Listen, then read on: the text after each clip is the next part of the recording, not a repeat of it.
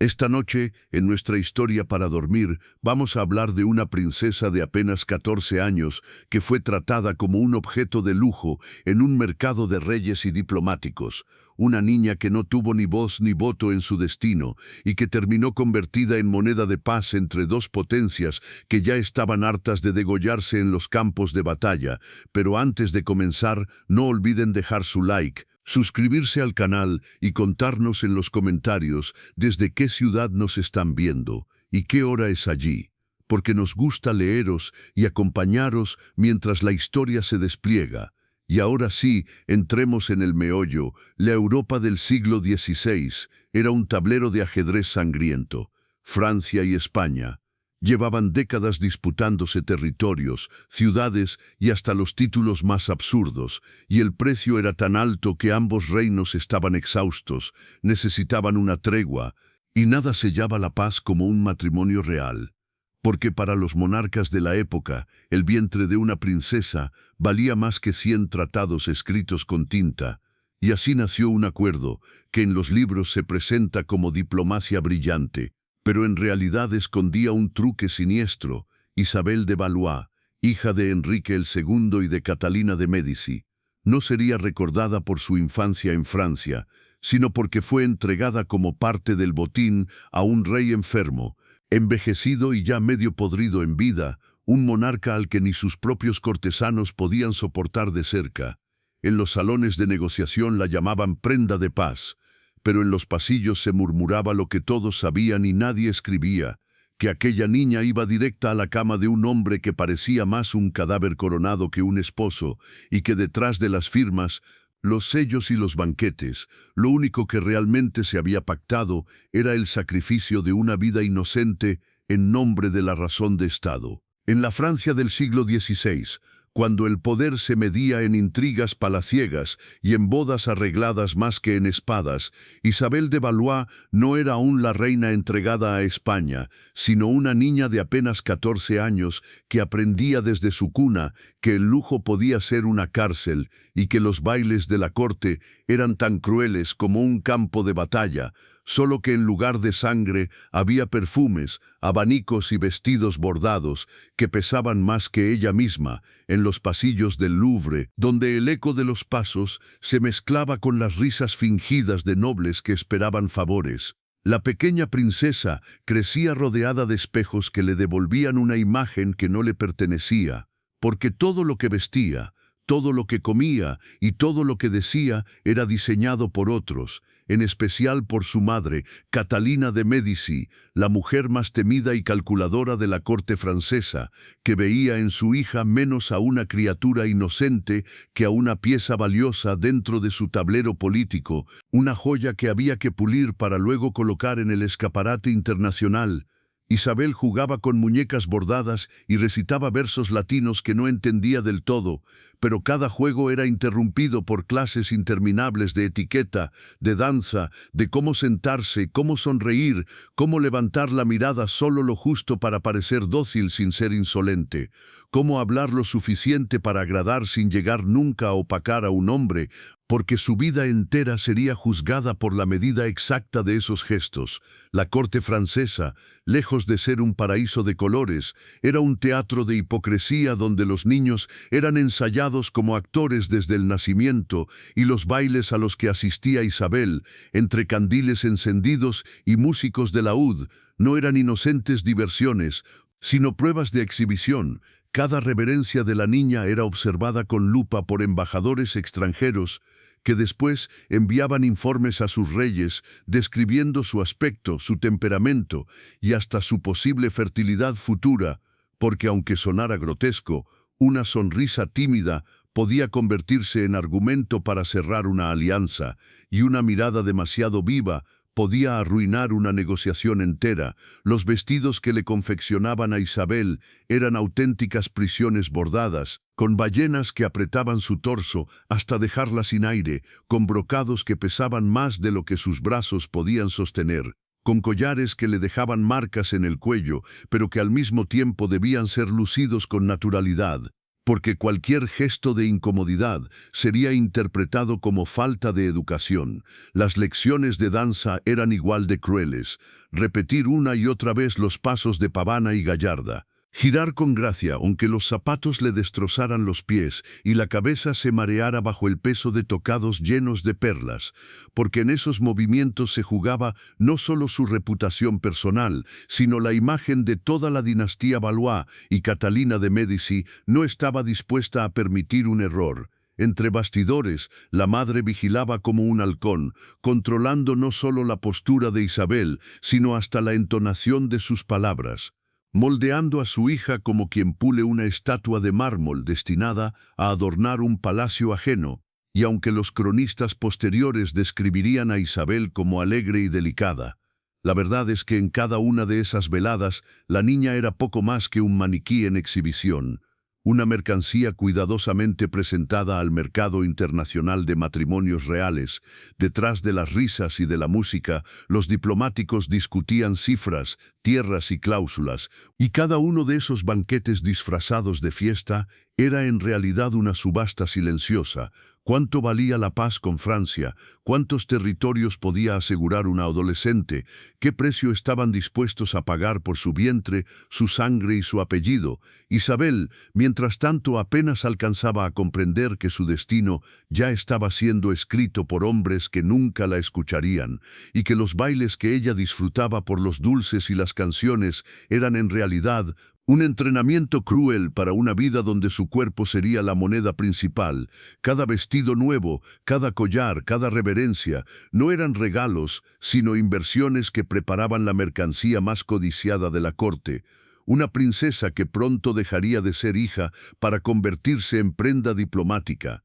Y así, entre luces de candil, música de laúd y risas impostadas, Isabel de Valois aprendía que su infancia no le pertenecía, que cada paso de baile era una firma invisible en el contrato de su destino, y que aunque aún no lo sabía, su vida sería arrancada de esos jardines franceses para ser arrojada a la cama de un rey viejo, enfermo y podrido, al que todos temían pero al que todos fingían venerar. Hablar de Felipe el II es como abrir un ataúd antes de tiempo. El olor a encierro, a humedad y a carne que se descompone ya sale antes de que la tapa termine de moverse. Porque este rey, el más poderoso de Europa en el siglo XVI, fue también el más podrido en cuerpo y en espíritu, un monarca que heredó medio mundo y que parecía empeñado en gobernarlo con la misma frialdad con la que un cirujano hunde un bisturí, convencido de que su misión en la tierra no era vivir sino vigilar, castigar y rezar hasta quedarse sin aliento. Felipe, hijo de Carlos el V y de Isabel de Portugal, nació con la obsesión de ser perfecto, y la ironía es que cuanto más se esforzaba en controlar todo, más se descomponía por dentro, hasta convertirse en un saco de úlceras, dolores y miedos, porque este rey que firmaba tratados con una mano y con la otra encendía hogueras de la Inquisición, pasaba las noches en vela, contando pecados, convencido de que Dios lo había puesto en la tierra como guardián del catolicismo y que cualquier sombra podía ser un demonio infiltrado. Los cronistas lo pintan como un hombre seco, que apenas sonreía, con la espalda recta y los labios apretados, siempre vestido de negro como si ya estuviera de luto por sí mismo, y con una mirada tan fría que los cortesanos decían que podía congelar a cualquiera con un gesto. El poder lo rodeaba, pero él lo vivía como una carga insoportable.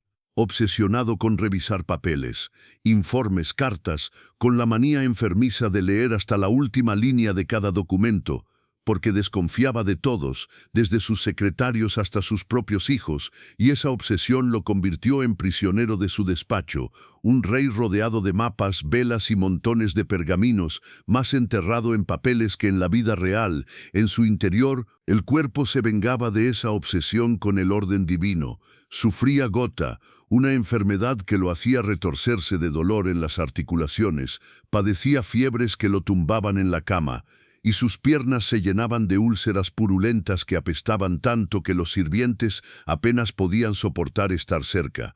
Y aún así Felipe seguía exigiendo informes, seguía rezando, seguía convencido de que era el guardián del catolicismo universal. Su miedo a la muerte era tal que pasaba horas enteras meditando sobre ataúdes, reliquias de santos y cráneos humanos que coleccionaba como si fueran estampas, y no hay exageración en decir que su vida era un ensayo constante de su propio funeral. Mandó construir el Escorial, un palacio monasterio que parecía más un mausoleo que una residencia real, con pasillos sombríos, muros desnudos y un aire de cementerio en vida, donde él mismo se encerraba como un monje rodeado de sombras. En lo íntimo, era un hombre dominado por fobias. Temía al veneno, al pecado, a la traición, a los médicos incompetentes que lo sangraban hasta dejarlo pálido, y ese miedo lo hacía desconfiar hasta del agua que bebía. Y sin embargo, en su rostro nunca había un gesto de debilidad. Felipe aparecía en ceremonias rígido, solemne, con la mano apoyada en el pecho y los ojos perdidos en un horizonte que parecía solo él podía ver. Un horizonte de batallas, herejes y almas condenadas. Sus enemigos lo llamaban el rey de papel por su obsesión con los documentos, y sus súbditos lo veían como una estatua viviente, incapaz de reír, de llorar o de mostrar humanidad. Pero tras esa máscara se escondía un hombre corroído por dentro, que se levantaba de madrugada empapado en sudor, convencido de que la muerte ya estaba sentada a los pies de su cama. Felipe el II fue, en resumen, un rey podrido no solo por las enfermedades que devoraban su cuerpo, sino por la obsesión enfermiza con el control y con la muerte que lo convirtió en un espectro viviente, y lo más grotesco de todo es que a este cadáver coronado, a este monarca obsesionado con su tumba, fue al que terminaron entregando a una princesa de apenas 14 años, como si fuera un presente de bodas, un regalo perfumado destinado a un hombre que ya olía a sepulcro.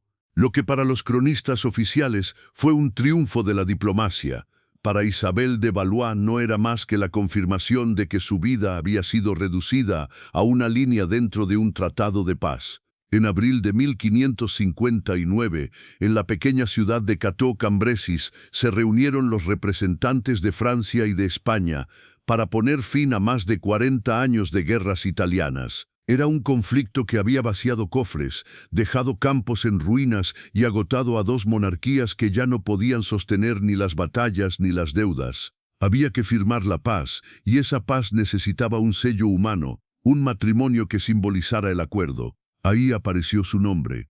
Isabel tenía 13 años cuando la incluyeron en las negociaciones y 14 cuando todo quedó firmado. Mientras ella seguía en París, sin saber que la trataban como una mercancía valiosa, en las mesas de negociación su destino era discutido con la misma frialdad con la que se enumeraban fortalezas y ducados. El documento fue claro: Felipe el II, rey de España, recibiría en matrimonio a la hija del rey de Francia, y a cambio Francia entregaría una dote descomunal.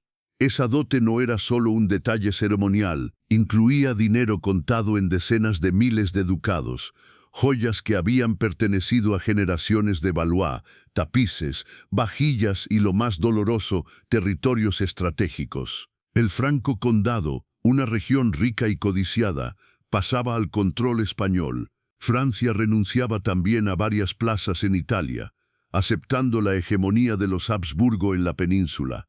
Todo eso aparecía en el tratado, como si fueran simples apuntes de contabilidad.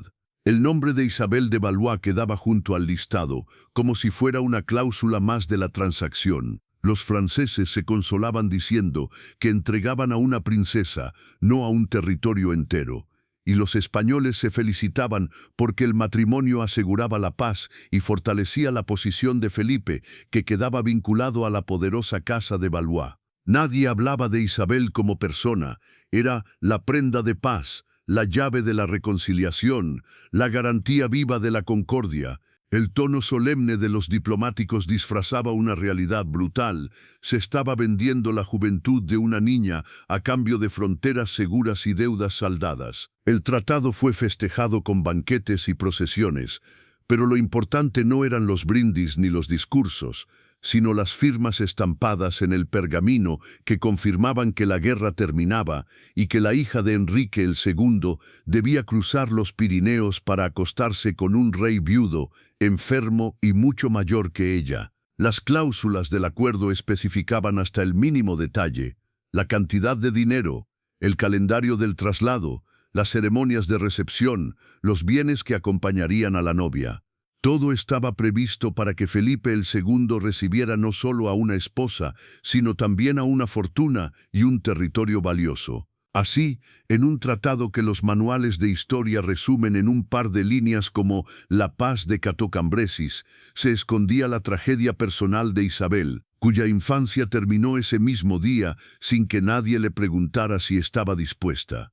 La paz de Europa fue escrita con su nombre, y la factura se pagó con su vida privada. Francia celebró haber puesto fin a las guerras italianas, España celebró haber asegurado su dominio en el continente, y en medio de esos brindis Isabel de Valois quedó reducida a mercancía diplomática, tasada en cofres, joyas y tierras, lista para ser enviada como parte del botín de la paz. El tratado ya estaba firmado, las cláusulas selladas y los cofres de la dote contados, así que llegó el momento más cruel: separar a Isabel de Valois de su familia. Hasta entonces todo había sido tinta y papel, pero ahora había que arrancar a una adolescente de 14 años de los brazos de su madre y de los jardines donde había pasado su infancia. Catalina de Médici, que podía ser calculadora en la mesa de poder, no dejó de llorar en privado, porque entendía mejor que nadie lo que significaba entregar a una hija a un marido extranjero, y más aún a Felipe II, un rey de rostro marchito que ya acumulaba viudez, enfermedad y obsesión religiosa. La escena de la despedida no fue un espectáculo solemne, sino un drama silencioso. Isabel fue vestida con uno de sus trajes más lujosos, adornada con perlas que pesaban demasiado para su cuello frágil, y acompañada por un séquito de damas, sacerdotes y emisarios encargados de escoltarla hasta la frontera. En París, los cortesanos fingían orgullo, pero en los pasillos corría el murmullo de que la niña iba camino a un destino que olía más a tumba que a corona. La procesión que la sacó de la ciudad parecía un cortejo fúnebre disfrazado de fiesta. Caballos con gualdrapas, trompetas que sonaban forzadas, cofres cargados en carretas y en medio de todo, una joven que apenas podía sonreír. En su despedida, sus hermanas se aferraban a sus manos y su madre, Catalina, la bendijo entre lágrimas contenidas, sabiendo que probablemente no volvería a verla jamás. No hubo espacio para las súplicas. La razón de Estado era más fuerte que cualquier lazo de sangre. Isabel subió al carruaje entre llantos sofocados y miradas de compasión de quienes la rodeaban, mientras detrás de ella quedaban los muros del Louvre, los juegos de su niñez y el último respiro de libertad. El camino hacia España no era un simple viaje, era una línea sin retorno marcada por la política, un trayecto en el que cada kilómetro la alejaba de su lengua, de su cultura y de su familia, y la acercaba a un matrimonio pactado con un hombre que podía ser su padre y que ya era visto por todos como un rey corroído por la enfermedad.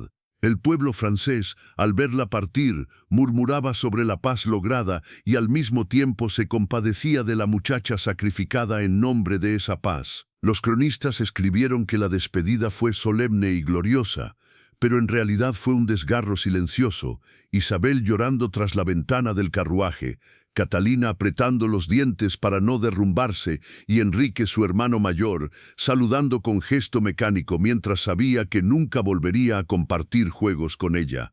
La princesa cruzó la puerta de su hogar como quien entra en un túnel oscuro, con la certeza de que lo que dejaba atrás era irrecuperable. La despedida no fue solo de su familia, sino de su infancia y de cualquier posibilidad de decidir sobre sí misma.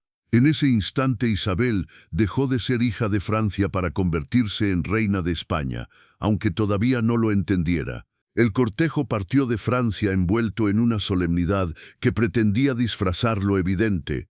Aquello no era una fiesta, sino una entrega. Isabel de Valois, con apenas 14 años, viajaba rodeada de cofres que contenían su dote, escoltada por caballeros que vigilaban cada movimiento y acompañada de damas de compañía que susurraban oraciones más que canciones. La ruta hacia España estaba pensada para impresionar a quien la viera pasar, caballos con penachos, estandartes ondeando, trompetas que anunciaban su paso por aldeas donde los campesinos se asomaban con curiosidad, sin entender del todo que aquella procesión no celebraba a una reina, sino que escoltaba a una mercancía humana hacia su destino final. El viaje era largo y fatigoso, lleno de paradas en castillos fronterizos, banquetes improvisados, donde la niña apenas probaba bocado, y saludos ceremoniosos de nobles que la miraban más como símbolo político que como persona. Cada kilómetro alejaba a Isabel de su familia y la acercaba a un rey enfermo, al que no había visto nunca. Los rumores viajaban más rápido que las carretas, que Felipe el II apenas podía caminar sin retorcerse de dolor, que sus piernas estaban cubiertas de llagas, que su carácter era tan sombrío como los muros del monasterio que había mandado construir en el Escorial. Las damas de Isabel, para aliviar la tensión, le repetían que era una unión gloriosa, que sería reina de la mayor monarquía del mundo, que su nombre quedaría en la historia. Pero en las noches, cuando el carruaje se detenía y ella podía escuchar los susurros de los criados junto al fuego, las historias eran menos amables.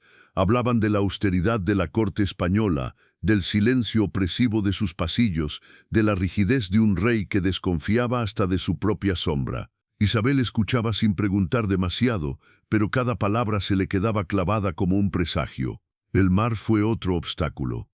Atravesar ríos y preparar embarcaciones para transportar parte del séquito convirtió el trayecto en una odisea logística, con barcos cargados no solo de gente, sino de cofres con joyas, tapices y vajillas que formaban parte de la dote.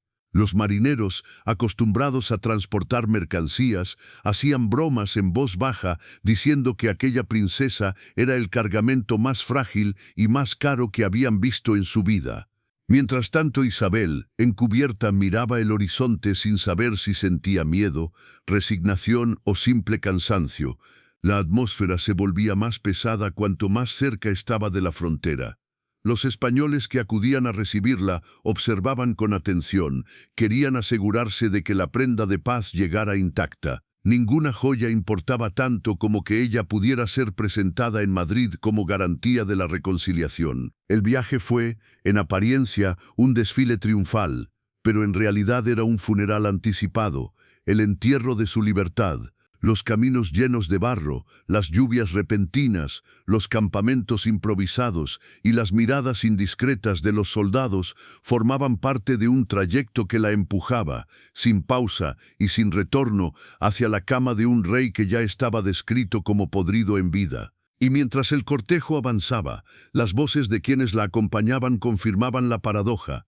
Isabel viajaba como reina, pero era tratada como paquete, rodeada de lujo, pero sin ningún poder, celebrada como garantía de paz, pero condenada a un destino del que no podía escapar. La caravana que había atravesado pueblos, ríos y montañas llegó finalmente al lugar donde la mercancía humana sería entregada, y el ceremonial, cuidadosamente diseñado para aparentar grandeza, no logró tapar lo evidente, el contraste brutal entre la juventud recién arrancada de Francia y la figura marchita que la esperaba en España. El momento del encuentro, que los cronistas adornaron con palabras como majestuoso y solemne, fue en realidad un espectáculo incómodo, donde todos los presentes se esforzaban por fingir que aquello era una celebración y no un trámite político cargado de sombras. El rey apareció vestido de negro riguroso, con el rostro demacrado, los ojos hundidos y una rigidez corporal que no provenía de la dignidad, sino de los dolores que lo acosaban desde hacía años. Felipe el II se acercó con pasos breves, apoyándose discretamente en su bastón, y lo que debía ser un gesto afectuoso se redujo a una inclinación mínima de cabeza y unas palabras recitadas con la frialdad de quien repite una oración sin sentirla. Isabel, educada para sonreír aunque por dentro se desplome, respondió con una reverencia perfecta, ensayada durante años en la corte francesa, y esa obediencia automática fue suficiente para que los cortesanos respiraran tranquilos. La pieza encajaba, la prenda estaba en su sitio, el trato se había consumado.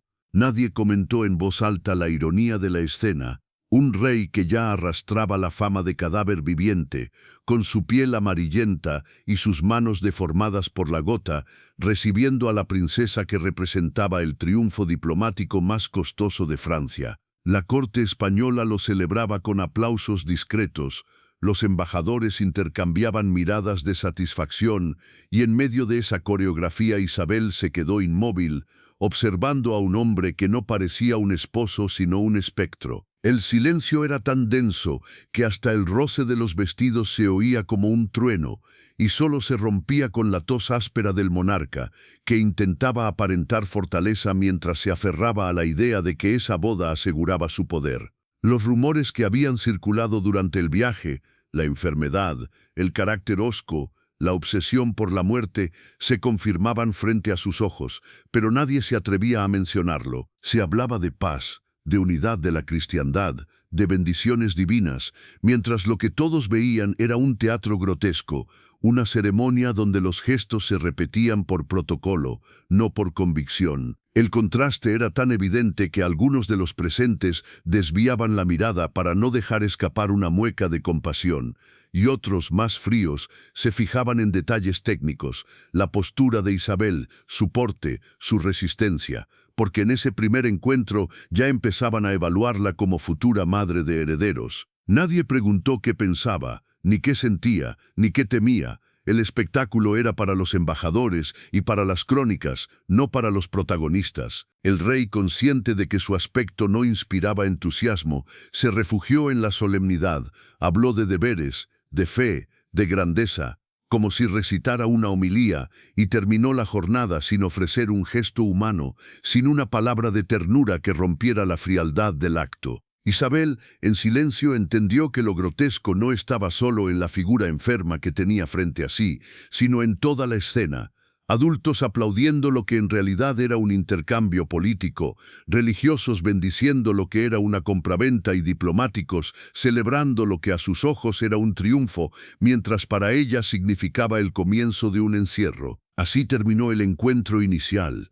No con sonrisas ni con promesas, sino con un silencio que pesaba como plomo y que anunciaba que lo que venía después no sería una vida compartida, sino una convivencia impuesta, donde cada día confirmaría que la ceremonia había sido solo la primera de muchas farsas. La maquinaria ceremonial se puso en marcha con una precisión milimétrica, porque una boda real en la España del siglo XVI no era una fiesta íntima, sino un espectáculo de poder diseñado para impresionar a propios y extraños, aunque bajo las capas de seda y oro se escondiera un olor imposible de tapar, el del cuerpo enfermo del rey. La jornada comenzó con procesiones interminables por calles adornadas con tapices, guirnaldas de flores marchitas y balcones desde donde la multitud aplaudía, más por costumbre que por convicción. El pueblo no veía un matrimonio, veía un tratado de paz convertido en desfile, y entre vivas forzados y gestos solemnes la figura de Isabel aparecía en un carruaje decorado con brocados franceses, saludando con una serenidad ensayada, mientras por dentro se ahogaba bajo el peso de un vestido que parecía diseñado más para mostrar riqueza que para permitir respirar. En la catedral, las velas ardían como si fueran a devorar el incienso, el coro entonaba cánticos solemnes y los obispos se disputaban el lugar más cercano al altar para aparecer en las crónicas, porque el matrimonio no era solo entre dos personas, era entre dos potencias que necesitaban exhibir grandeza. Felipe el II, rígido en su traje negro, se presentó con el rostro pétreo, acompañado por una corte que fingía entusiasmo mientras contenía la incomodidad ante la fragancia penetrante de ungüentos que intentaban disimular el hedor de su piel enferma. El contraste era evidente. Lujo desbordante en las paredes cubiertas de tapices, en los cálices de oro, en los banquetes posteriores donde se sirvieron manjares exóticos, y al mismo tiempo un vacío absoluto en la intimidad del matrimonio, donde la única certeza era que la cama que esperaba al final de la noche estaba ocupada por un hombre en decadencia. Los cronistas hablaron de fasto, de magnificencia, de unión bendecida por Dios, pero tras esas palabras se escondía la ironía más cruel. Toda la magnificencia servía para cubrir un hecho que nadie quería nombrar en voz alta, que la joven reina debía compartir el lecho con un monarca cuya enfermedad era tan pública como sus victorias militares. La boda fue un carnaval de apariencias, una orgía de símbolos de poder, joyas brillando bajo la luz de los cirios, damas desplegando abanicos de plumas, embajadores intercambiando sonrisas satisfechas. Se hablaba de concordia, de paz asegurada, de gloria eterna, mientras lo único que todos esperaban con morbosa curiosidad era el desenlace de la primera noche. Esa tensión latía en cada gesto. ¿Sería capaz el rey de consumar lo que la política había firmado? ¿Resistiría su cuerpo corroído la ceremonia íntima que convertía un papel en realidad? El lujo, por más desbordante que fuera, no lograba tapar la pestilencia, porque en cada sala donde aparecía Felipe flotaba la mezcla de ungüentos, sudor y enfermedad. Y así, mientras la música sonaba y el banquete ofrecía platos traídos de Italia y especias de Oriente, la corte se entretenía en disimular lo obvio. La boda de Estado había sido un triunfo en el papel y un espectáculo para el pueblo, pero en la intimidad no era más que la cruel unión de una muchacha arrancada de su país y un rey que se debatía entre el poder absoluto y la podredumbre de su propio cuerpo. Cuando las campanas terminaron de sonar y la ciudad se apagó bajo la penumbra, lo que quedaba pendiente no estaba en los templos ni en los papeles, sino en una alcoba vigilada por los ojos invisibles de toda una corte. El matrimonio entre Isabel de Valois y Felipe II se había celebrado con fasto, con procesiones interminables y banquetes, donde se sirvieron platos que apenas se probaron. Pero el verdadero examen no dependía de la música ni de los discursos. Todos esperaban la confirmación de que la unión había pasado del altar al lecho. No se trataba de romance ni de afecto, era política pura y dura. Si esa noche no se consumaba, la paz quedaba en entredicho. Los embajadores tendrían que inventar excusas, y los rumores correrían como fuego. Esa presión, silenciosa pero insoportable, envolvía la habitación donde ambos fueron conducidos. Afuera, los cortesanos hacían turnos para permanecer cerca de la puerta, con el gesto serio y las orejas atentas, porque en la España del siglo XVI la intimidad de un rey no era un asunto privado, era un asunto de Estado. Isabel, educada para obedecer y no preguntar, fue acompañada por sus damas hasta la cama adornada con brocados, más parecida a un altar de sacrificio que a un refugio. Había aprendido desde niña que su deber era callar, inclinar la cabeza y aceptar el destino trazado por otros, y esa noche esas lecciones cobraron un peso insoportable. Felipe, por su parte, entró en la estancia con la solemnidad de siempre, rostro serio, vestido oscuro, palabras breves. Su carácter, ya marcado por la rigidez y la desconfianza, no dejaba lugar para gestos de ternura. Lo que debía ocurrir se asumía como un trámite ineludible.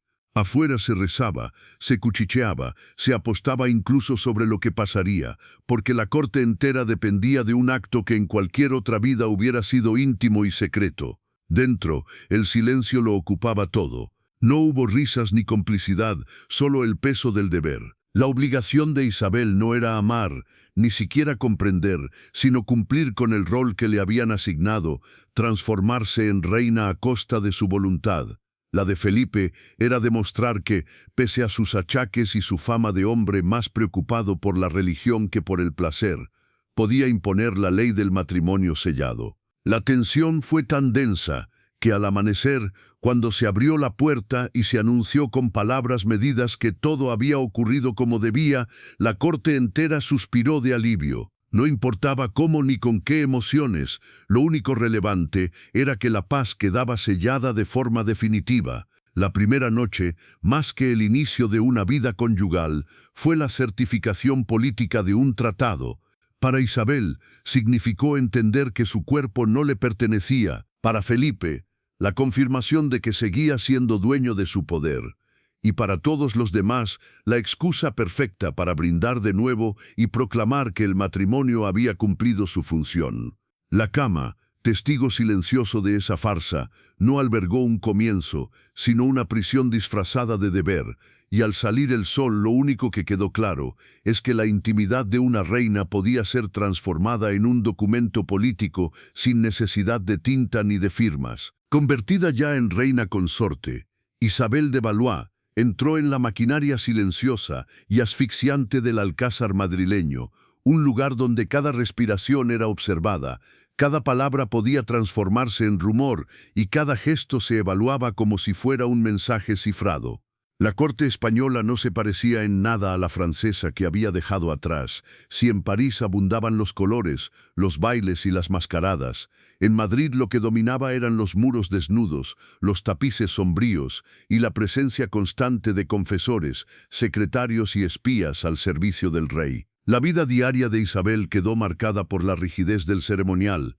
Levantarse acompañada de damas que la vestían como si se tratara de un rito sagrado, asistir a misas interminables, mostrarse sonriente en audiencias donde debía fingir serenidad, y volver a encerrarse en estancias donde lo único que se escuchaba era el susurro de las intrigas. Porque en palacio nada era simple, cada dama de compañía pertenecía a una facción, cada cortesano respondía a una red de intereses, y hasta las criadas más humildes podían convertirse en informantes. En ese escenario Isabel aprendió que debía medir cada palabra, porque lo que dijera una dama podía repetirse distorsionado en los oídos de un consejero y acabar en boca del rey. Felipe, mientras tanto, apenas podía levantarse con regularidad. Su salud era frágil, la gota lo mantenía postrado durante semanas y los dolores lo hacían impredecible. Pasaba largas horas encerrado en su despacho, rodeado de papeles y memoriales, y cuando salía lo hacía con la solemnidad de un espectro. Esa ausencia constante dejaba un vacío que otros llenaban. Las damas de Isabel se disputaban su confianza, los embajadores franceses buscaban tener acceso a sus palabras, los nobles españoles intentaban ganarse su simpatía o desacreditarla. El resultado era un ambiente cargado, donde la joven reina se veía forzada a navegar entre sonrisas falsas y cuchicheos venenosos. Los cronistas describen que su carácter alegre contrastaba con la pesadez de la corte y que incluso intentaba introducir costumbres francesas, como bailes o diversiones, para aliviar la monotonía, pero nada podía escapar a la vigilancia de un rey obsesionado con el control. Desde su cama, Felipe hacía que le leyeran informes sobre lo que hacía su esposa, con quién hablaba, cuánto tiempo pasaba con cada dama. Esa atmósfera de desconfianza convertía la vida palaciega en una cárcel de lujo, habitaciones decoradas con brocados, sí, pero llenas de sombras, donde el poder de una reina se reducía a sonreír en público y callar en privado. Y mientras los consejeros debatían sobre guerras lejanas, mientras los confesores susurraban sobre pecados y penitencias, Isabel iba comprendiendo que el palacio no era refugio ni hogar, sino un escenario de teatro perpetuo en el que todos actuaban, y donde la ausencia física de un rey que apenas podía caminar se compensaba con una presencia simbólica que lo impregnaba todo, como si incluso postrado en su lecho siguiera siendo la sombra que vigilaba hasta sus sueños, en un palacio donde las paredes escuchaban más que los propios criados. La vida de Isabel de Valois quedó atrapada en la telaraña más venenosa, la de los celos, alimentados por una corte ansiosa de chismes y un rey cuya desconfianza crecía con cada año. Felipe II, encerrado en su carácter sombrío y su cuerpo cada vez más debilitado, veía amenazas en cada esquina. Su obsesión con el control no se limitaba a los documentos y a la política exterior, se extendía también a la intimidad de su esposa. Bastaba que Isabel hablara unos minutos más de lo normal con un caballero, que sonriera en exceso durante una ceremonia o que recibiera una carta con demasiado entusiasmo para que los rumores corrieran como pólvora. La corte, que vivía de murmullos, convertía cualquier gesto en sospecha, un paseo acompañado por un criado, una mirada al pasar por la galería, un saludo repetido. Todo podía transformarse en relato de infidelidad, y Felipe, lejos de desoírlos, prestaba atención obsesiva. Hacía vigilar los aposentos, interrogaba a las damas, pedía informes detallados sobre cada visita que recibía Isabel. Se decía que hasta los sacerdotes confesores estaban obligados a reportar impresiones sobre su comportamiento. Los embajadores franceses, atentos a cada grieta, aprovechaban el ambiente para manipular las sospechas. Un simple comentario podía inflar los celos del rey y desatar discusiones en los pasillos. Isabel, que había sido educada para sonreír y mantener compostura, pronto entendió que hasta el silencio era peligroso, porque la ausencia de palabras también se interpretaba. Vivía rodeada de ojos que la espiaban, de voces que distorsionaban sus gestos, de un marido que convertía cada detalle en signo de posible traición. La ironía cruel era que Isabel, lejos de ser infiel, había sido reducida a esposa obediente por un sistema que no le permitía ni respirar sin permiso. Y sin embargo, la corte prefería imaginar escándalos antes que aceptar la monotonía de un matrimonio sin alegría. Felipe, marcado por la paranoia, se obsesionaba con que su honor dependía de la vigilancia constante de la joven reina, como si el prestigio de la monarquía española se desmoronara con una sonrisa mal interpretada. Lo grotesco es que mientras el imperio se extendía por medio mundo, el hombre más poderoso de Europa gastaba energías en controlar hasta los pasos de su esposa, prisionero de un miedo que lo carcomía más que cualquier enemigo externo. Así los pasillos del Alcázar se convirtieron en un escenario de intriga permanente, donde cada rumor alimentaba los celos del rey, y donde Isabel aprendió que vivir bajo vigilancia era peor que cualquier encierro físico. Era estar condenada a representar siempre el papel de esposa perfecta, sabiendo que cualquier sombra podía convertirse en acusación. El poder de Felipe II se sostenía sobre un imperio tan vasto que abarcaba medio mundo, pero su cuerpo era un reino en ruinas, atacado por dolores, llagas y enfermedades que la ciencia de la época apenas comprendía. La corte entera lo sabía. Cada vez que el monarca se retiraba a sus aposentos, no era por capricho ni por devoción, sino porque las dolencias lo dejaban incapaz de caminar, y en esos momentos entraba en escena un ejército de médicos, barberos, cirujanos y curanderos que intentaban mantener con vida a un hombre que parecía descomponerse en vida. Las sangrías eran el remedio estrella. Una y otra vez, los facultativos le abrían las venas para equilibrar los humores, convencidos de que la pérdida de sangre expulsaba el mal. El resultado era un rey debilitado, pálido, que apenas podía sostenerse en pie después de esos tratamientos. A las sangrías se sumaban purgas interminables, brebajes de hierbas amargas, pócimas preparadas con especias traídas de Oriente, recetas que olían más a superstición que a medicina. Los ungüentos eran otro espectáculo, mezclas de grasas animales, resinas y aceites aromáticos que se aplicaban sobre sus piernas hinchadas, intentando aliviar la gota que lo retorcía de dolor. El olor era insoportable, los sirvientes lo describían como una mezcla de sudor rancio y especias podridas, y muchos evitaban entrar a su habitación salvo que fuera estrictamente necesario.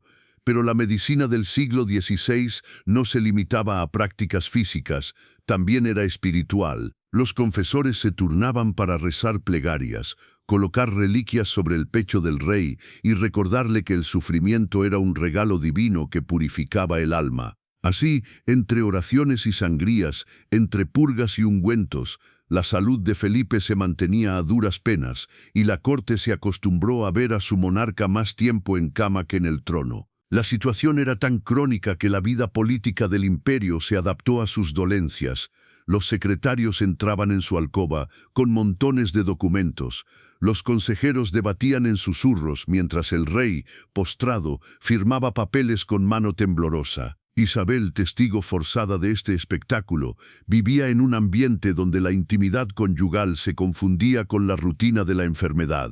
Lo que debía ser la vida de una joven reina se convirtió en el acompañamiento de un hombre enfermo rodeado de médicos. Las damas la veían caminar de un lado a otro con la serenidad que le exigía el protocolo, pero en privado no podía ocultar la repulsión que provocaban aquellos tratamientos, la sangre derramada en recipientes, los paños empapados en sudor y pus, los susurros de médicos que no se ponían de acuerdo y que sin embargo coincidían en repetir los mismos remedios ineficaces. El alcázar olía a hospital disfrazado de palacio. Lo grotesco era la normalidad. Todos asumían que así debía ser, que un rey podía gobernar entre sangrías y purgas, y que su enfermedad no era un impedimento sino parte de su destino divino. Mientras tanto, la figura de Isabel seguía rodeada de intrigas, rumores y vigilancias, y el cuerpo en descomposición de su esposo se convertía en el recordatorio constante de que su matrimonio no estaba hecho de amor ni de compañía, sino de enfermedad y obligación. La monarquía más poderosa de Europa dependía de un hombre postrado, sostenido artificialmente por médicos que jugaban a la ciencia y por confesores que ofrecían oraciones, y en medio de ese escenario Isabel aprendió que su vida estaba condenada a desarrollarse entre frascos de ungüentos y oraciones murmuradas sobre un lecho que olía más a tumba que a trono. El destino de Isabel de Valois no quedó sellado con su boda, sino que apenas comenzaba a desplegarse en una cuerda floja tendida entre dos potencias que se vigilaban con recelo. Para Francia, seguía siendo la hija de Catalina de Médici, una pieza en el tablero diplomático que podía servir para reclamar concesiones, presionar en disputas territoriales o recordar a España que la paz tenía rostro francés. Para España, en cambio, era la reina consorte, pero también un cuerpo vigilado que no debía olvidar nunca que representaba la unión con un enemigo derrotado. Así, Isabel vivió atrapada entre dos mundos, recibía cartas constantes de su madre, escritas con ese veneno político que Catalina sabía destilar, donde se le recordaba que no olvidara a su patria, que vigilara los movimientos de Felipe II, que mantuviera abiertos los canales con embajadores franceses, porque su vida en Madrid no era más que una extensión del tratado firmado en Cateau-Cambrésis. Mientras tanto, los consejeros españoles la trataban como garantía viva, símbolo de una paz frágil que podía romperse en cualquier momento, y no faltaban quienes la miraban con sospecha, convencidos de que la joven era una especie de espía disfrazada de esposa. La situación se volvió aún más tensa cuando las cortes europeas empezaron a hablar de ella como el cordón umbilical entre Francia y España, un título que revelaba hasta qué punto su existencia estaba secuestrada por razones de Estado. Cada gesto, cada palabra, cada carta enviada era escrutada. Si escribía demasiado a París, la acusaban de deslealtad. Si se mostraba demasiado sumisa en Madrid, se temía que Francia la hubiera perdido para siempre. Era un equilibrio imposible, porque no había modo de ser a la vez la hija obediente de Catalina y la reina que Felipe necesitaba para consolidar su poder. Así se convirtió en rehén de dos coronas, objeto de celos cruzados, atrapada en la paradoja de tener dos patrias y no pertenecer del todo a ninguna. Su vida diaria se convirtió en la representación más clara de la Europa del siglo XVI, alianzas construidas sobre cuerpos femeninos, tratados que respiraban a través de una adolescente, y una paz tan artificial que bastaba una chispa para reducirla a cenizas. Isabel, sin voz en su destino, era al mismo tiempo reina de España y embajadora involuntaria de Francia, un doble papel que la condenaba a no ser nunca libre y a vivir como moneda en circulación entre dos monarcas que jamás pensaron en lo que ella sentía, sino solo en lo que representaba. El aislamiento de Isabel de Valois en la corte española no fue solo geográfico, sino también emocional y político, porque pronto descubrió que cada palabra que escribía podía convertirse en un arma arrojadiza contra ella. Sus cartas, las pocas que lograban salir del palacio, pasaban primero por las manos de secretarios y consejeros que las abrían con naturalidad, como si no existiera el concepto de intimidad, y luego las analizaban buscando pistas de conspiración, mensajes cifrados o lealtades ambiguas. La joven intentaba escribir a su madre, Catalina de Médici, en un tono cálido y personal, pero sabía que cualquier rastro de afecto hacia Francia podía interpretarse como traición. Así, sus frases se volvieron cortas, impersonales, llenas de circunloquios que ocultaban más de lo que decían. Catalina, astuta y acostumbrada a moverse entre sombras, leía entre líneas, descifrando silencios y huecos, entendiendo que la censura era más reveladora que las palabras. Pero aquel intercambio constante empezó a irritar a Felipe II, un hombre desconfiado hasta la obsesión, que veía en cada línea escrita una amenaza latente a su autoridad. El rey ordenó entonces que la correspondencia fuese todavía más limitada, menos cartas, más filtros, más vigilias. Isabel, acostumbrada a la vida animada de la corte francesa, se encontró atrapada en un universo en el que la conversación con su propia familia se reducía a susurros vigilados, como si la maternidad de Catalina hubiese quedado confiscada por el protocolo. Los embajadores franceses que acudían a Madrid tenían prohibido verla en privado. Todo debía hacerse en presencia de testigos para que ni un suspiro quedara fuera del control español. La corte, que funcionaba como una jaula de oro, estaba diseñada para vigilar, y a Isabel no se le escapaba que hasta las damas de compañía podían ser informantes que reportaban cada gesto suyo al consejo. Este silencio forzado la convirtió en una sombra, en una reina que aprendió a callar para sobrevivir, que escondía emociones tras sonrisas calculadas, que dominaba el arte de decir sin hablar. La paradoja era grotesca. Estaba casada con el monarca más poderoso de Europa, pero no podía mantener un diálogo libre con su propia madre. Tenía títulos, riquezas y vestidos, pero carecía de lo esencial, la posibilidad de expresarse sin ser observada. Así, cada carta interceptada, cada conversación truncada, iba hundiéndola más en la soledad, y su vida quedó marcada por un silencio que no era natural, sino impuesto, un silencio que servía a los intereses de Estado y que la fue borrando poco a poco como persona, reduciéndola al papel de instrumento diplomático que no debía sentir ni opinar, solo representar. Los cronistas de la época describían el Alcázar de Madrid como un monumento al poder, un palacio que brillaba con mármoles, tapices flamencos, frescos italianos y orfebrería traída de los confines del imperio. Para Isabel de Valois, sin embargo, aquellas paredes que tanto asombraban a los visitantes eran barrotes invisibles que le robaban el aire. La corte española estaba diseñada no para la vida, sino para la vigilancia. Cada salón, cada pasillo, cada antesala era un escenario de control en el que nada quedaba al azar. Los lujos, banquetes interminables, joyas deslumbrantes, trajes bordados con oro, no eran más que capas de pintura sobre una prisión sin barrotes.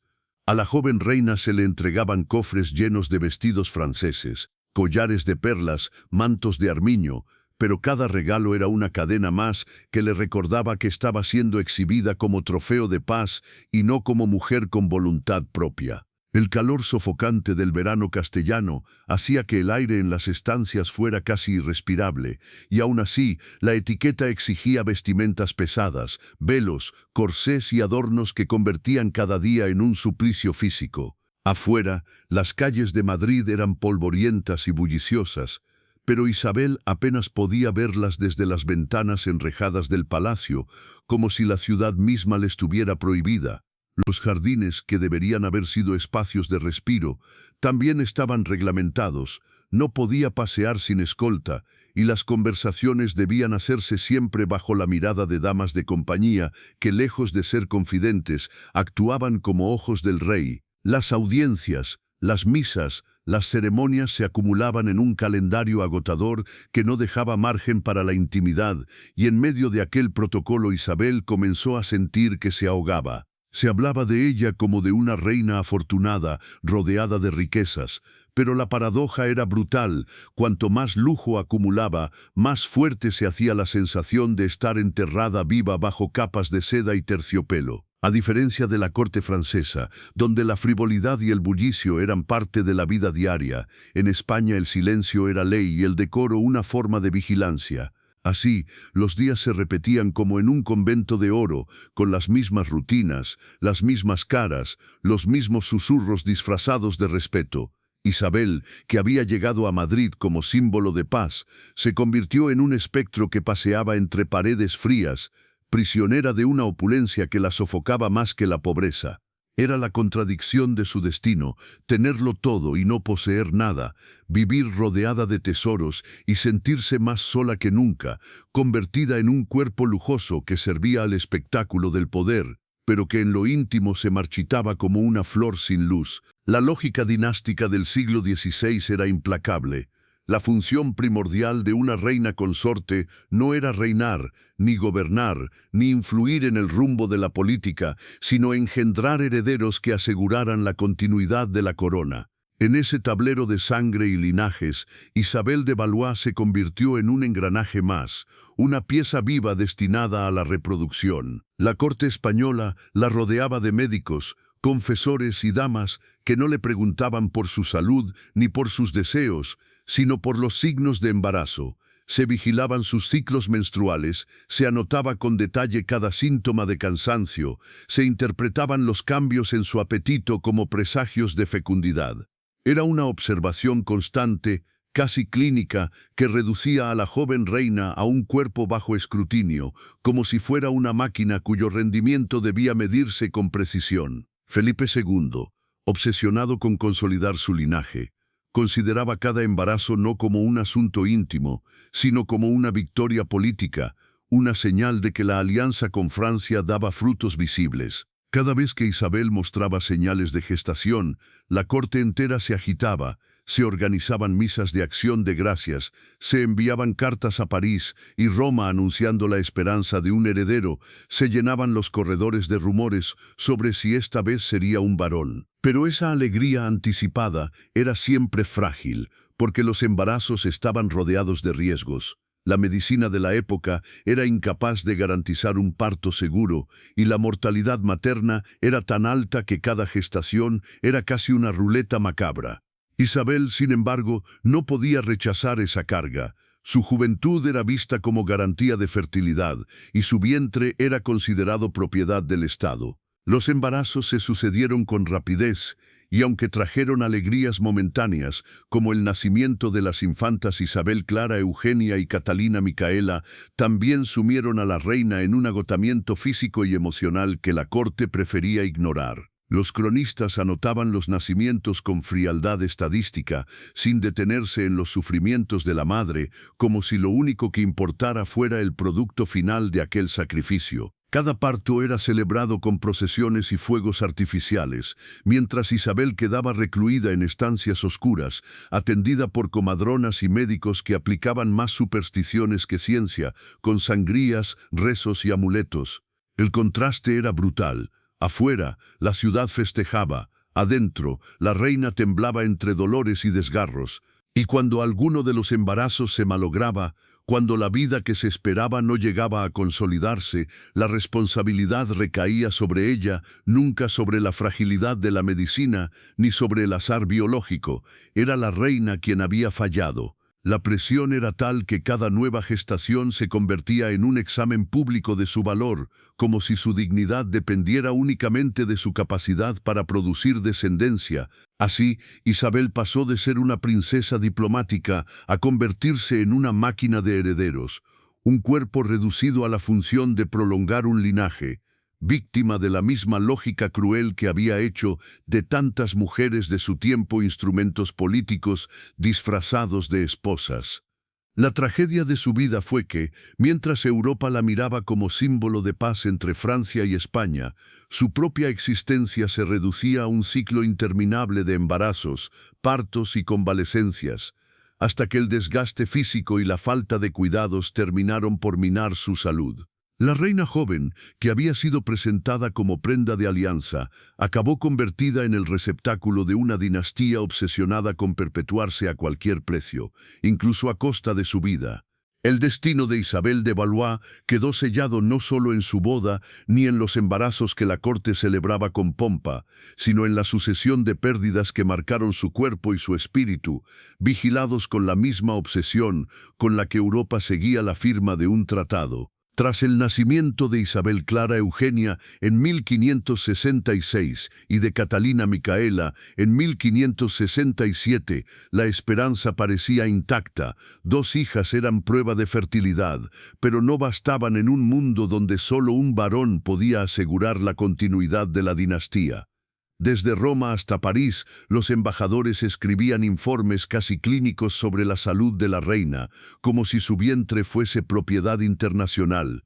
Cada retraso en su menstruación era celebrado como victoria política, cada dolor repentino, cada mareo levantaba sospechas de embarazo. Pero cuando llegaron los abortos, la esperanza se convirtió en angustia. Las crónicas hablan de al menos 2 gestaciones truncadas, con rumores de un parto prematuro y de un hijo que no logró sobrevivir, noticias que nunca se anunciaban de manera oficial, pero que circulaban por Europa como secretos a voces. Los médicos de la corte, incapaces de ofrecer explicaciones, recurrían a sangrías, pócimas y reliquias, mientras los confesores insistían en más rezos y penitencias, convencidos de que la pérdida de un feto era castigo divino. Lo grotesco era que el dolor personal de Isabel se transformaba en espectáculo político. Los embajadores franceses lo interpretaban como un fracaso español, los agentes papales como un problema religioso, y Felipe II lo asumía como una herida en su orgullo, jamás como un drama íntimo de su esposa. La joven reina, rodeada de lujos, vivía en realidad bajo una vigilancia implacable. Hasta sus damas de compañía reportaban cada síntoma al consejo. Cada gesto era escrutado como si se tratara de una señal divina. La angustia de Isabel se agudizaba porque sabía que su valor en la corte dependía únicamente de su capacidad para dar un hijo varón. Todo lo demás, su cultura francesa, su juventud, incluso su carácter, quedaba reducido a la nada frente al veredicto de su vientre. Y en aquella tensión, Europa entera respiraba pendiente de ella. Francia esperaba que su hija reforzara la alianza con España. Roma exigía continuidad católica frente al protestantismo y Madrid necesitaba un príncipe que encarnara la estabilidad de los Austrias. Pero la naturaleza se mostró implacable. Los abortos, los hijos muertos prematuramente y las expectativas incumplidas fueron minando la salud de Isabel y debilitando aún más a una reina que no tenía derecho a quejarse ni a mostrar su dolor. Su vida se convirtió en una paradoja cruel. Mientras era observada por todas las potencias como símbolo de fertilidad y esperanza, en lo íntimo se hundía en la soledad de un cuerpo explotado, reducido a cifras en informes diplomáticos y condenado a una vigilancia que no perdonaba ni el más mínimo tropiezo. Así, Isabel quedó atrapada en la angustia de un vientre que no le pertenecía, sino que era propiedad de toda Europa. El cuerpo de Felipe II no era solo una cuestión privada ni un drama médico. Era un asunto político que condicionaba el pulso de toda la monarquía hispánica. Cada recaída, cada llaga que se abría en sus piernas, o cada fiebre que lo mantenía semanas postrado, se traducía en retrasos de audiencias, cambios de estrategia diplomática y rumores que cruzaban Europa con la velocidad de un ejército en marcha. Los embajadores en Madrid enviaban informes a París, a Roma y a Viena, donde, entre las noticias de tratados y ejércitos, se colaban descripciones inquietantes. El rey no camina, el rey apenas se sostiene, en palacio se percibe un hedor insoportable.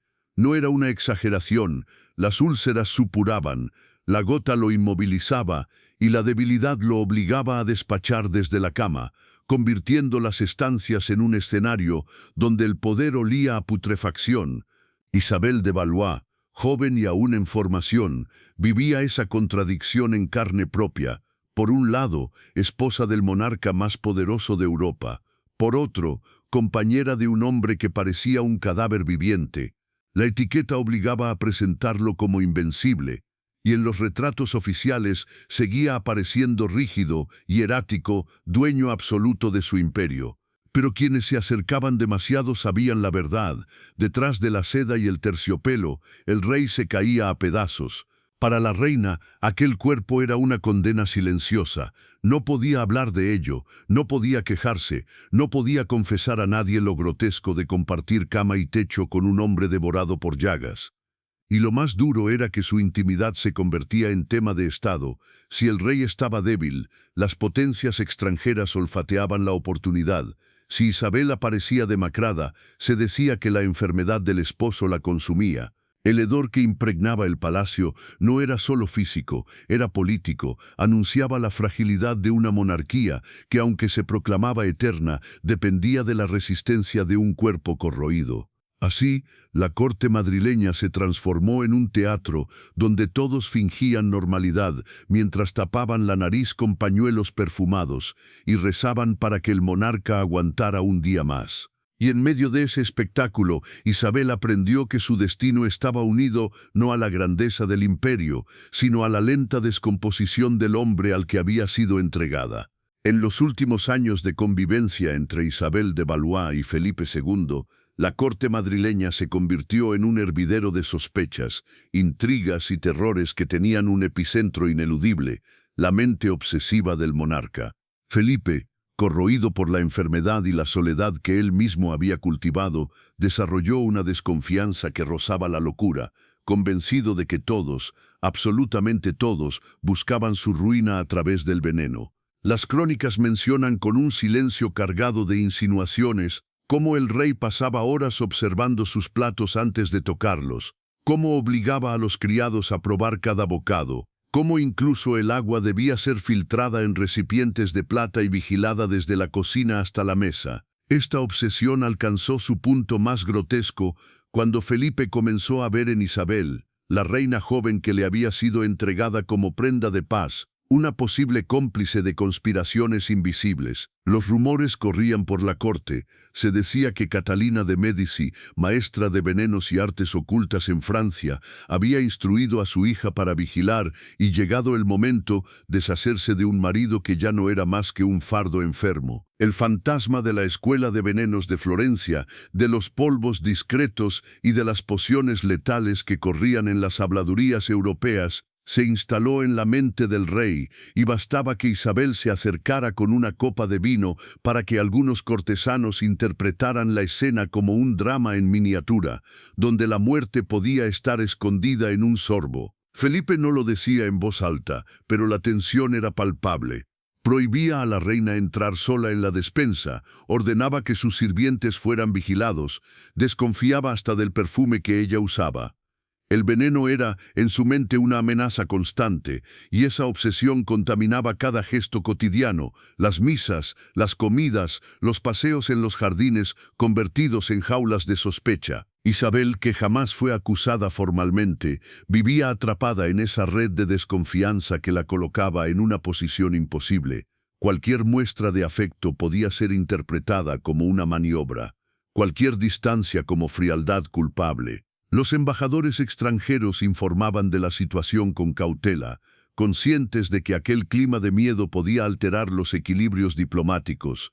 Si el rey desconfiaba de su esposa, la alianza con Francia se tambaleaba. Y sin embargo, en los corredores oscuros del Alcázar se comentaba con cinismo que quizá Felipe no temía tanto al veneno como a la evidencia de que su poder era más frágil de lo que jamás admitiría. La figura del monarca más poderoso de Europa, reducida a la caricatura de un enfermo que olfateaba sus platos y que miraba a su joven esposa como si escondiera un frasco de veneno, era la muestra más clara de la descomposición, no solo de un cuerpo, sino de un reinado entero. Para Isabel, aquella atmósfera era un tormento. Vivía rodeada de lujos, pero cualquier día podía despertar con la sospecha de ser considerada asesina en potencia. Y así, entre cálices de oro vigilados, banquetes que parecían ceremonias fúnebres y cartas cruzadas con París, donde la palabra lealtad aparecía una y otra vez, la reina se convirtió en víctima de la paranoia del hombre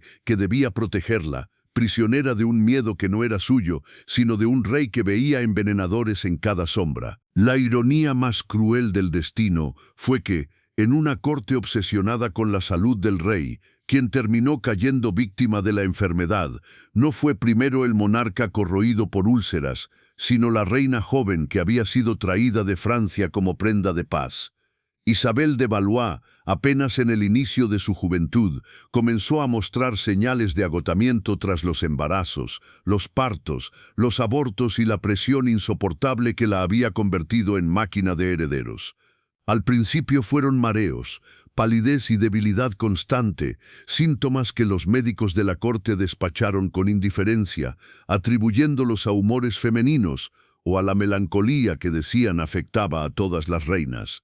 Pero pronto las fiebres se hicieron persistentes, violentas, quemaban su cuerpo hasta dejarla sin fuerzas para levantarse de la cama. Los médicos de Felipe II, más sacerdotes que científicos, aplicaron los mismos métodos que habían condenado a tantas mujeres de su tiempo, sangrías interminables que debilitaban aún más a la paciente, ungüentos inútiles que se aplicaban con solemnidad, oraciones y reliquias que se colocaban sobre su pecho como si la fe pudiera reemplazar a la medicina.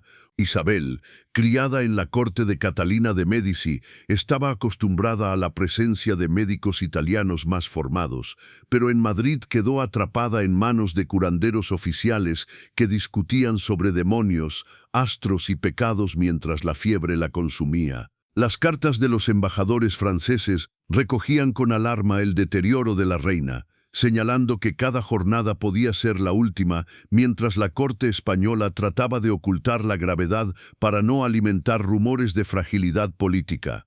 Sin embargo, el secreto era imposible. El cuerpo de Isabel se apagaba a ojos de todos y el silencio de los pasillos lo confirmaba. Lo grotesco era que, mientras la reina deliraba entre sudores y convulsiones, los médicos seguían discutiendo protocolos y practicando rituales inútiles, convencidos de que las sangrías expulsarían el mal, cuando en realidad solo aceleraban el desenlace. Felipe, atrapado en su propia paranoia y en su obsesión por el control, visitaba a Isabel con frialdad protocolaria, más preocupado por el futuro de la dinastía que por el sufrimiento de la mujer que yacía ante él. En los corrillos de palacio se repetía la pregunta prohibida: ¿había sido Francia la que envió a una reina enferma? ¿O era España la que, con su negligencia médica, la estaba matando? Isabel se convirtió así en el epicentro de un drama político y humano, una princesa entregada como símbolo de paz que terminaba reducida a un cuerpo febril sobre una cama, víctima no de conjuras invisibles ni de venenos fantasmales, sino de la incompetencia de unos médicos que jamás entendieron que las fiebres mataban más rápido que las guerras. Su enfermedad fue más que un padecimiento físico. Fue la evidencia de un sistema podrido, donde la vida de una reina podía perderse entre rezos, cuchillas y supersticiones, mientras Europa observaba con la indiferencia de quien mide las alianzas por herederos vivos y no por cuerpos moribundos. La agonía de Isabel de Valois fue un espectáculo silencioso que la corte presenció con la frialdad de quienes están más atentos a las consecuencias políticas que al sufrimiento humano. La joven reina, que había llegado desde Francia envuelta en sedas y promesas de paz, se consumía en una cama del alcázar madrileño mientras el palacio seguía funcionando como si nada ocurriera. Audiencias, misas, decretos, ceremonias, todo continuaba bajo el mismo ritmo implacable, como si la vida de Isabel no fuera más que un episodio más en la maquinaria del imperio. Las fiebres la devoraban por dentro, provocando delirios en los que mezclaba recuerdos de su infancia en París con visiones de los pasillos oscuros donde llevaba años prisionera. Sus damas de compañía, reducidas a meras testigos, apenas podían ofrecerle paños húmedos y susurros de consuelo, pero ninguna tenía poder para aliviarla. Los médicos, entre sangrías inútiles y rezos interminables, se debatían en discusiones ridículas sobre si la enfermedad era consecuencia de un desequilibrio de humores o de un castigo divino, y mientras tanto la reina se apagaba lentamente. Felipe II, el esposo que debía acompañarla en sus últimos instantes, aparecía en su habitación con una frialdad escalofriante. No había caricias, no había palabras de consuelo, solo miradas rígidas y oraciones murmuradas, como si estuviera velando no a su mujer, sino a un símbolo que se extinguía. Para él, Isabel era la reina que había fracasado en dar un heredero varón, y en su agonía veía más una confirmación de la fragilidad del pacto con Francia que una tragedia personal. Los embajadores escribían informes urgentes. La reina desfallece, el rey se mantiene en silencio, y esas palabras cruzaban Europa como presagio de nuevas tensiones diplomáticas. En los pasillos, los cortesanos comentaban con un cinismo gélido que la juventud no garantizaba la vida, y que incluso las flores más bellas podían marchitarse antes de tiempo cuando estaban sembradas en un terreno envenenado de intrigas y sospechas. Isabel deliraba, llamaba a su madre, pronunciaba nombres en francés que nadie se atrevía a repetir. Pedía ver a sus hijas pequeñas, que apenas entendían por qué su madre ya no podía levantarse a abrazarlas. El ambiente era insoportable. El olor de los remedios, el silencio de los corredores, los rezos mecánicos de los confesores, todo componía una atmósfera de muerte anticipada. Y en medio de esa agonía, la indiferencia del rey se convirtió en el mayor símbolo de la tragedia. Felipe observaba con la distancia de un juez que contempla el cumplimiento de una sentencia inevitable. No hubo lágrimas, no hubo súplica, solo el cumplimiento de un destino que desde el principio había estado escrito. La princesa francesa, que fue vendida como garantía de paz, moría lejos de su patria, en una cama donde su voz se apagaba entre suspiros, mientras el hombre que había recibido su vida como parte de un tratado la miraba extinguirse sin apartar la vista de los papeles que aún reclamaban su firma. La muerte de Isabel no fue solo la pérdida de una reina, sino la confirmación de que en la Europa del siglo XVI hasta la agonía podía convertirse en un asunto de Estado, y que la vida de una mujer nunca valía más que el equilibrio precario de dos coronas enfrentadas. El desenlace de Isabel de Valois no llegó de manera súbita, sino como una larga cuenta atrás que todos en el Alcázar parecían seguir con una mezcla de expectación y apatía. Las fiebres habían consumido sus fuerzas, la tos y los temblores la reducían a un espectro, y cada día que pasaba era una nueva confirmación de que la joven reina estaba atrapada en un laberinto sin salida. En las crónicas se repite la misma escena. Isabel postrada en una cama demasiado grande para su cuerpo debilitado, envuelta en sábanas húmedas de sudor, vigilada por damas que lloraban en silencio y por médicos que seguían recitando diagnósticos huecos, convencidos de que con sangrías y reliquias podían arrancarla de las garras de la enfermedad. El hedor de los ungüentos y de las hierbas quemadas llenaba las estancias, convirtiendo su habitación en una mezcla de santuario y tumba anticipada. Afuera, en los pasillos, los cortesanos caminaban con la solemnidad de quien espera una noticia que todos saben inevitable. La reina se muere, la reina se apaga, y en medio de esa tragedia, la figura de Felipe II se levantaba como una sombra helada. El rey entraba y salía de la cámara de su esposa, sin alterar nunca el gesto, murmuraba oraciones y escuchaba informes, pero no dejaba escapar un ápice de emoción. Para muchos, su frialdad era la confirmación de que nunca la había visto como mujer, sino como pieza de ajedrez, y ahora, en su agonía, ya solo representaba la prueba viviente de que la alianza con Francia se estaba desmoronando junto con ella. Isabel deliraba, pronunciaba frases en francés, pedía a su madre, Catalina de Médici, pedía ver a sus hijas pequeñas, y esas súplicas se estrellaban contra un muro de indiferencia. El rey observaba sin intervenir, como si la muerte de su esposa no fuera más que un capítulo en el libro de la monarquía, un trámite doloroso pero necesario en el engranaje del poder. Europa entera esperaba el final. Embajadores escribían despachos cada noche, especulando sobre qué significaría su muerte para el equilibrio entre España y Francia. Y mientras tanto, dentro de la habitación, el cuerpo de Isabel se consumía como una vela al borde de extinguirse. Lo más cruel fue la soledad, rodeada de lujos, de damas, de médicos, de confesores. La reina estaba sola, porque ni su voz, ni sus lágrimas, ni sus temblores encontraban eco en quienes la rodeaban. Su agonía se convirtió en espectáculo mudo, y la indiferencia del rey, que vigilaba como si contemplara la caída de una ciudad sitiada, fue el sello de un final anunciado desde el día en que había sido entregada como moneda de cambio. Isabel murió lejos de Francia, sin consuelo verdadero, bajo la mirada de un hombre más preocupado por el futuro del imperio que por el último aliento de la muchacha que alguna vez fue presentada como la prenda de paz. La muerte de Isabel de Valois, ocurrida en pleno corazón del Alcázar madrileño, fue recibida con un luto que, más que dolor, desprendía protocolo. Apenas expiró, la maquinaria ceremonial se puso en marcha con la precisión de un engranaje aceitado.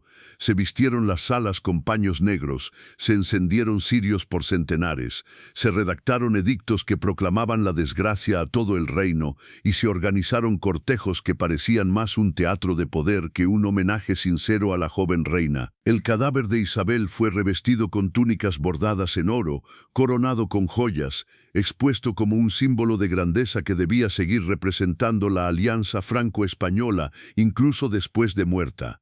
Los cortesanos lloraban, sí, pero con medida, con lágrimas que parecían ensayadas, porque en la corte española el llanto debía ser un acto de obediencia al decoro y no un desgarro personal. El propio Felipe II apareció en las ceremonias con rostro imperturbable, asistiendo a misas interminables, rodeado de obispos que hablaban de sacrificio y resignación, sin mostrar nunca el menor rastro de dolor humano por la pérdida de su esposa. La ciudad fue obligada a participar en procesiones solemnes, nobles, clérigos, soldados, todos marchaban tras el féretro entre cánticos y repiques de campanas, mientras el pueblo observaba a distancia, comprendiendo que aquel espectáculo no era para ellos, sino para reforzar la imagen de un imperio que debía permanecer impasible frente a la desgracia. Lo grotesco es que entre bastidores, el palacio respiraba con alivio. La reina había muerto joven, sí, pero con 2 hijas sanas que aseguraban lazos dinásticos y sin un hijo varón cuya existencia habría complicado las herencias y los equilibrios políticos. Los embajadores murmuraban que la desaparición de Isabel despejaba el tablero de intrigas con Francia y que Felipe podría ahora casarse de nuevo para seguir buscando el heredero que tanto ansiaba. Así, el entierro fue una representación perfecta de lo que había sido su vida. Pompa sin alma, grandeza hueca, lágrimas vigiladas. Isabel, la princesa convertida en moneda diplomática, la reina transformada en máquina de herederos, era ahora un cadáver envuelto en seda y acompañado por oraciones oficiales, pero sin una sola voz que llorara de verdad a la muchacha que había sido sacrificada al altar del poder. El Alcázar, cubierto de crespones negros, parecía más un escenario de triunfo que de duelo, porque para la maquinaria del imperio lo importante no era la pérdida de una vida, sino la continuidad de la corona. Y así, la última imagen de Isabel fue la de un entierro solemne, grandioso pero vacío de humanidad, un adiós que no era más que un trámite, mientras en los corredores del poder, entre susurros y cálculos, todos entendían que la muerte de la reina no había dejado un vacío, sino una oportunidad. La tragedia de Isabel de Valois se cerró con brutal rapidez. Apenas tenía 21 años cuando su cuerpo, debilitado por los embarazos, los abortos y las fiebres que la medicina inepta de la época no supo controlar, se rindió en el Alcázar de Madrid en 1568. Su muerte fue la de una joven sacrificada en el altar de la política, reducida a prenda de paz entre Francia y España, sin haber tenido jamás la oportunidad de vivir más allá de los muros de una corte que la trató como mercancía. Pero mientras la reina se extinguía precozmente, el hombre al que fue entregada Felipe II, el rey podrido y desconfiado, sobrevivió 29 años más, como si la vida se empeñara en prolongar la agonía de un cuerpo que parecía ya medio cadáver. Durante casi 3 décadas, Felipe continuó gobernando con la misma rigidez que lo había definido siempre. Cada día, incluso postrado en la cama, pedía informes, corregía decretos, vigilaba hasta la última decisión de sus ministros. Fue un monarca que confundía el poder con el control absoluto, y así convirtió su propia enfermedad en parte del aparato del Estado.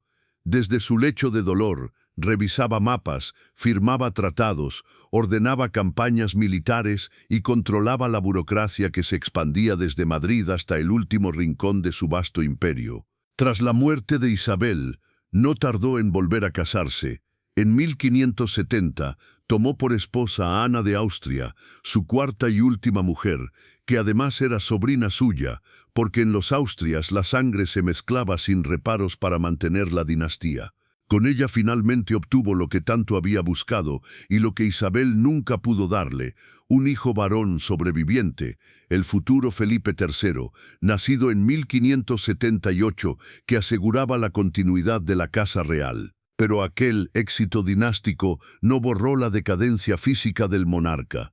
Las úlceras en las piernas, la gota que lo retorcía, las fiebres recurrentes y los dolores insoportables fueron su compañía constante. El hedor de su cuerpo se convirtió en un secreto a voces en el palacio y al final ni las reliquias ni los rezos lograban disimular que el rey más poderoso de Europa era también el enfermo más célebre de su tiempo. Los cronistas narran cómo pasaba semanas enteras sin poder levantarse, despachando desde su cama rodeada de papeles, imágenes religiosas y médicos que ya solo ofrecían paliativos. La muerte de Isabel había mostrado al mundo la fragilidad de una reina sacrificada, pero la larga agonía de Felipe representaba la descomposición de todo un sistema, un imperio que parecía invencible, sostenido por un hombre que apestaba a podredumbre y que se negaba a soltar las riendas del poder. Su final llegó en 1598, en el Escorial, el monasterio-palacio que él mismo había construido como símbolo de su fe y de su obsesión por la eternidad. Allí murió tras semanas de sufrimiento insoportable, devorado por abscesos y llagas que supuraban pus, con un olor tan insoportable que quienes lo velaban apenas podían permanecer en la habitación. No fue una muerte heroica ni digna, sino la confirmación física de la decadencia que lo había acompañado durante décadas. Isabel de Valois había muerto joven, convertida en sombra diplomática, mientras Felipe sobrevivió hasta transformarse en un cadáver viviente que gobernaba desde su lecho, un hombre cuya voluntad de hierro prolongó un reinado al precio de su propio cuerpo. La paradoja final fue que la joven reina, sacrificada con solo 21 años, quedó en el recuerdo como una víctima del poder, mientras él, que vivió casi 30 años más, pasó a la historia como el rey que encarnó al mismo tiempo la grandeza y la podredumbre de un imperio donde la política siempre estuvo por encima de la vida.